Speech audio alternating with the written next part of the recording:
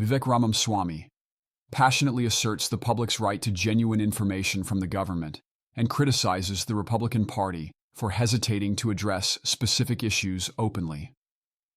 He strongly believes in citizens' ability to handle unfiltered truths and calls for transparent governance. Ramaswamy directs sharp criticism at CNN's Van Jones for his commentary on a political issue, expressing frustration and vehemently advocating for an end to what he sees as excessive use of rhetorical flourish. Don't miss. What is the central theme Vivek Ramaswamy emphasizes regarding government discourse? How does Ramaswamy critique the portrayal of Van Jones in the media? What broader issue does Ramaswamy's frustration signify in both media and politics? We demand a government that tells us the truth again in this country. We demand a government that tells us the truth again in this country. Vivek Ramaswamy champions governmental transparency and integrity, emphasizing the critical requirement for accountability. His vision goes beyond political goals, emphasizing an earnest plea for honesty to prevail in the political arena.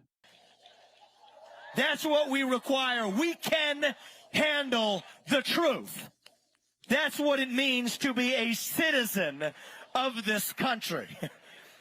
So I say that on that last debate stage to a bunch of Republicans that are shaking in their boots. These are the things you're not supposed to say in the Republican Party even today. These are the things you're not supposed to say in the Republican Party even today.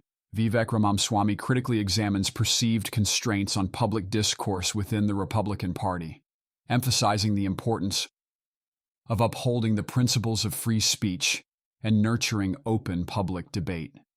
And then you get the mainstream media. You got this character Van Jones on CNN afterwards saying, this is the rise of an American demagogue who's going to live 50 years longer than Trump. This is the rise of an American demagogue who's going to live 50 years longer than Trump.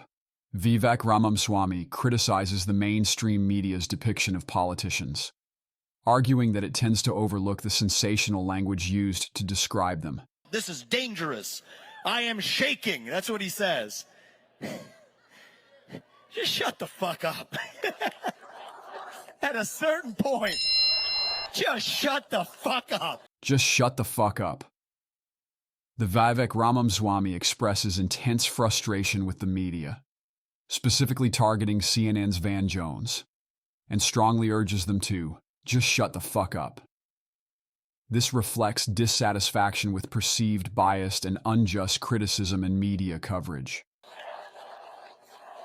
Van Jones at CNN. We're done with it. Vivek Ramaswamy advocates for a government marked by honesty and transparency, urging a recognition of uncomfortable truths in politics.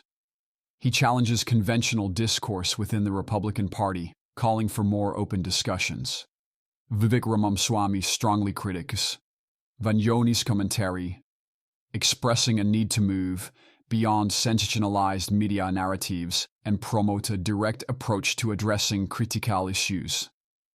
Vivek Ramaswamy's pursuit of truth within the government challenges established political norms, pushes the boundaries of expression in politics, and fosters open dialogue crucial for a transparent administration. Van Jones characterizes Vivek Ramaswamy as a provocateur, balancing media responsibilities while contending with objectivity and the sway of prejudice, impacting how the public perceives him.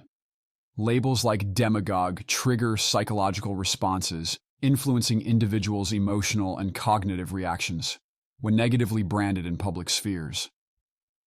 Encouraging open discourse in a politically charged environment involves navigating complexities, engaging in critical evaluation of information detached from partisan connotations, and steering clear of echo chambers. Vivek Ramaswamy's insistence on a truth-centric government confronts uncomfortable realities, probing the essence of truth in politics and challenging personal beliefs. Analyzing the impact of confrontational language in political conversations. Vivek Ramaswamy's choice of words, shut the fuck up, underscores how uncivilized discourse shapes public perception and hampers meaningful dialogue. What do you think? Vivek Ramaswamy presents a government reform plan centered on accountability and empowerment of elected officials. He underscores the importance of elected representatives having genuine control over governmental operations, challenging bureaucratic dominance. Ramaswamy advocates for strict 8-year term limits for federal bureaucrats, proposing a substantial reduction in the federal workforce by dismissing 75 of bureaucrats and dismantling agencies such as the FBI, ATCT, and Department of Education. Don't miss how does Vivek Ramaswamy propose to increase government accountability? What are the key changes Ramaswamy suggests for the federal bureaucracy? Which government agencies does Ramaswamy aim to shut down or restructure, and why? It means that we, the people, create a government that is accountable to us, not the other way around. We, the people, create a government that is accountable to us, not the other way around. Advocates for a government that adheres to the principles of limited intervention and accountability. It aligns with conservative values that prioritize individual freedom and self-governance. That the people who we elect to run the government ought to be the ones who actually run the government. The people who we elect to run the government ought to be the ones who actually run the government. Democratic governance is characterized by the belief that elected representatives possess real authority and adeptly manage challenges posed by non-elected entities. Not the shadow government and the three-letter agencies that run the show today. So whoever your next president is, if I'm your next president, those people can't report. If I can't work for you all for more than 8 years, which I think is a good thing in this country, then neither should any of those federal bureaucrats reporting into me either. 8-year term limits for the bureaucracy instead of those civil service protections. 8-year term limits for the bureaucracy instead of those civil service protections. The call for term limits in the bureaucracy is seen as a strong professional position, reflecting a conservative ideology. This perspective seeks to prevent the concentration of power and promote a more dynamic evolution in the government's functions. We're done with it.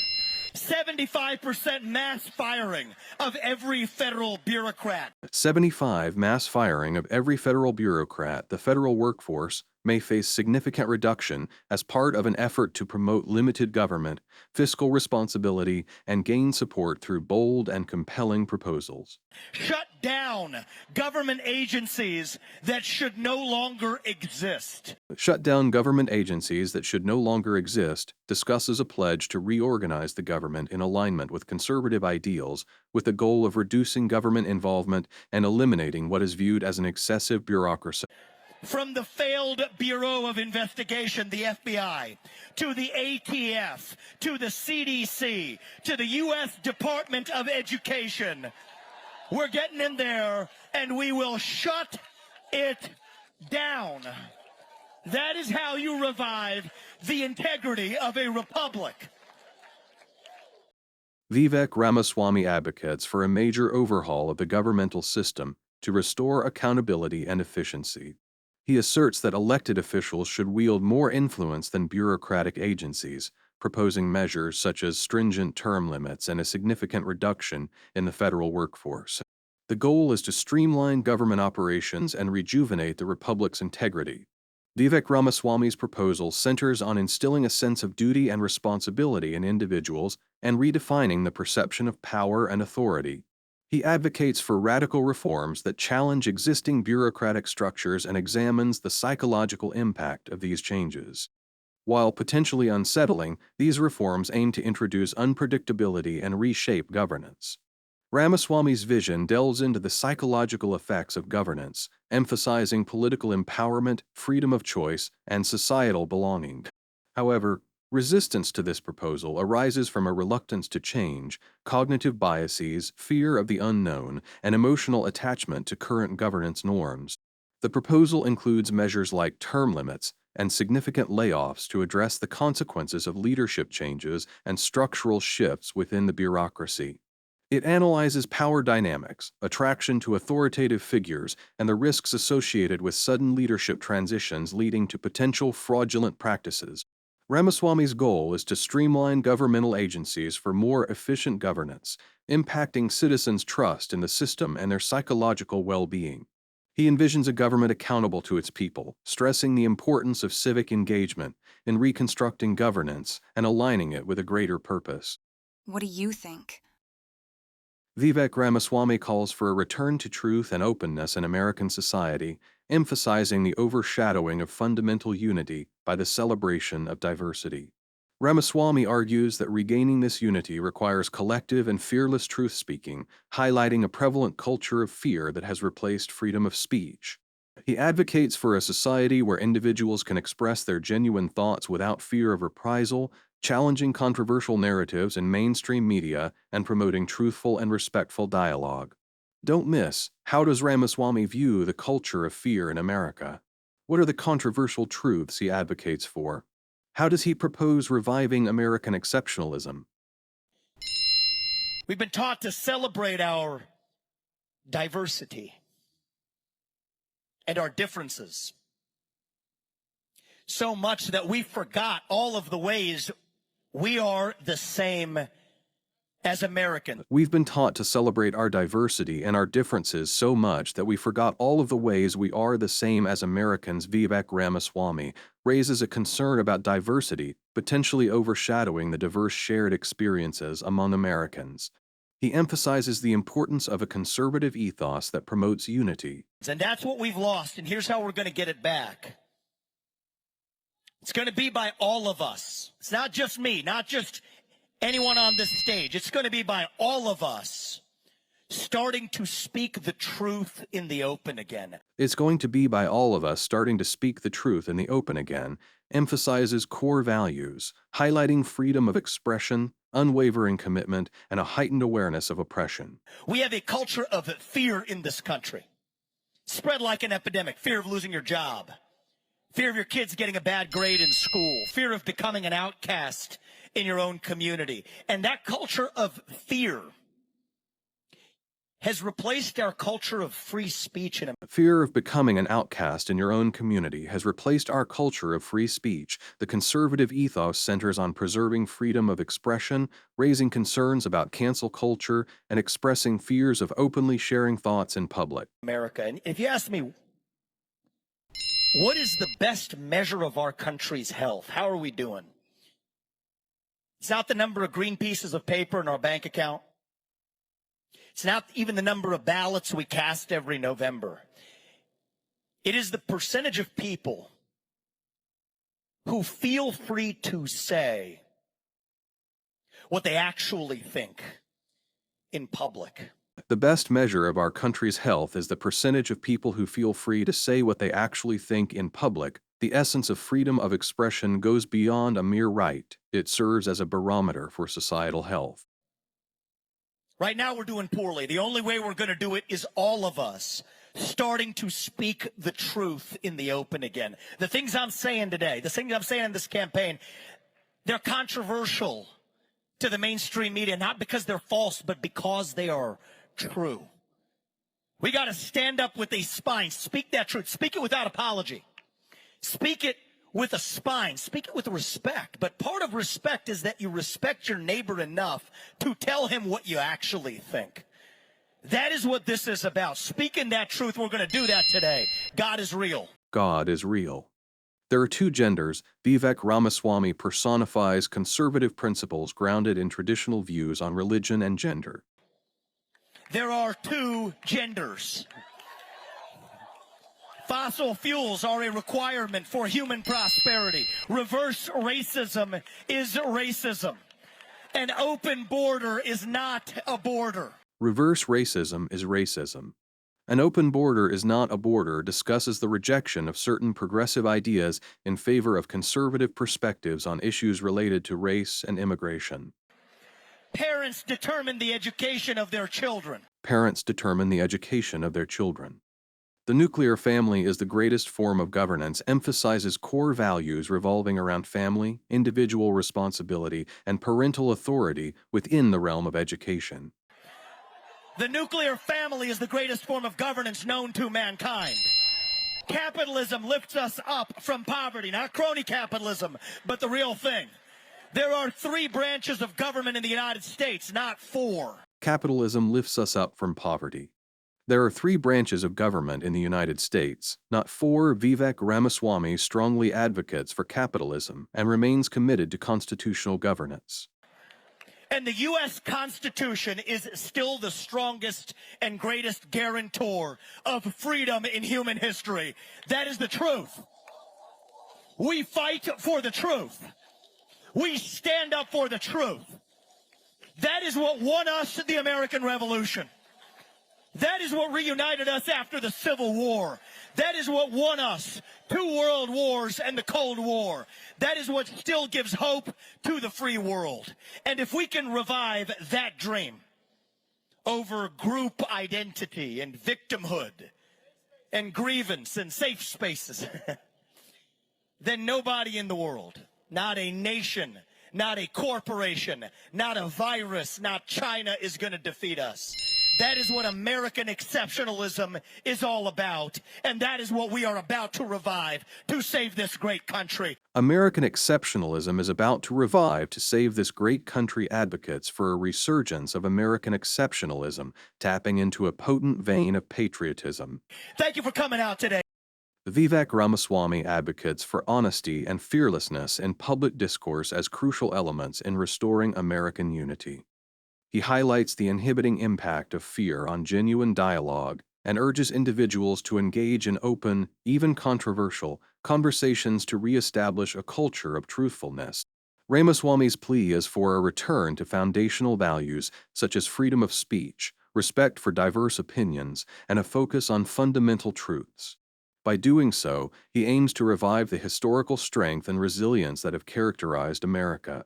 Fear acts as a significant impediment, preventing individuals from openly expressing their genuine opinions. This fear not only affects personal freedom, but also hampers the culture of free expression due to concerns about potential social consequences. Vivek Ramaswamy advocates for rediscovering shared American values while embracing diversity. He explores the psychological dynamics of collective identity, emphasizing commonalities that can foster a diverse consensus. Delves into the psychological intricacies of expressing truths that challenge societal norms, raising questions about Ramaswamy's role in promoting polite dialogue, sustaining respect amidst differing opinions, and contributing to mutual understanding. Examining the alignment of Ramaswamy's message with the concept of American exceptionalism reveals collective beliefs about national superiority and the intricate link between national identity and the expression of shared values. The profound role of authenticity is underscored by the psychological impact of truth on society and historical examples of truth and truth-telling as catalysts for nation-building. Fear, as a suppressive force, shapes individual behavior and stifles authenticity, fostering conformity. The exploration of these facets by Vivek Ramaswamy prompts contemplation on the intricate interplay between fear, authenticity, and the collective psyche. What do you think? I promote myself and my videos. Hello, I'm Bong Sim, a Canadian resident of Asian descent. During the day, I work as a professional counselor, and at night, I do Uber food delivery. Instead of speaking in my videos, I prefer to express myself through writing. In today's world, speaking the truth can have serious consequences, both for my professional life and personal well-being. That's why I'm choosing to pen down my thoughts and using a platform to share them on my behalf. Some people find my videos uninteresting, too strict, and they even criticize the appearance of the individuals featured, including their tiredness, Asian, or perceived flaws. I understand these concerns, but I genuinely believe in the purpose behind creating these videos. Unfortunately, recent Canadian legislation has resulted in the censorship of free speech and online content. And although Google hasn't explicitly admitted their involvement, I suspect they play a part in it. Despite my efforts to monetize my content on YouTube, I haven't been able to earn any income from it. I've tried 3 times, and all my attempts were rejected. They turned me down for reasons like lacking creativity, not having a recognizable face, or not having a distinct voice. Nevertheless, I've made several adjustments to my videos, hoping to overcome these challenges. If you share my belief and support what I'm doing, I would genuinely appreciate your backing.